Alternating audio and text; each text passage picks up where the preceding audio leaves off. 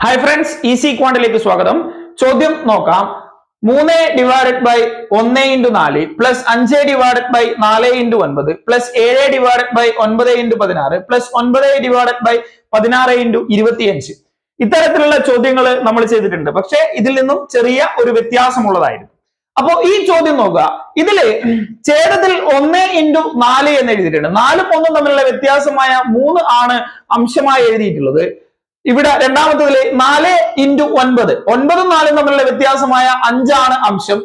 അടുത്തതില് 9 × 16 16ഉം 9ഉം തമ്മിലുള്ള വ്യത്യാസം 7 ആണ് അംശം.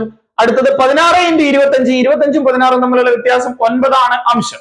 അപ്പോ ഇത്തരത്തിലുള്ള ചോദ്യങ്ങൾ ചെയ്യുമ്പോൾ, അതായത് ഇതിന്റെ വ്യത്യാസമാണ് മുകളിൽ വരുന്നതെങ്കിൽ നമ്മൾ ചെയ്യേണ്ടത് 1/1 ഇതിനെ പാർട്ടാക്കി 1/1 മൈനസ് ഇവിടെ വീണ്ടും പാർട്ടാക്കി 1/25 ഇത് ചെയ്താൽ മതി. അപ്പൊ എന്താ ചെയ്യാ? 1 × 25 25 മൈനസ് 1 × 1 1 ഡിവൈഡഡ് ബൈ 1 × 25 25. എന്താണ് നമ്മുടെ ആൻസർ? 24 divided by 25. കൂടുതൽ ടിപ്സ് വേണ്ടേ? കൂടെ കൂടിക്കോളൂ.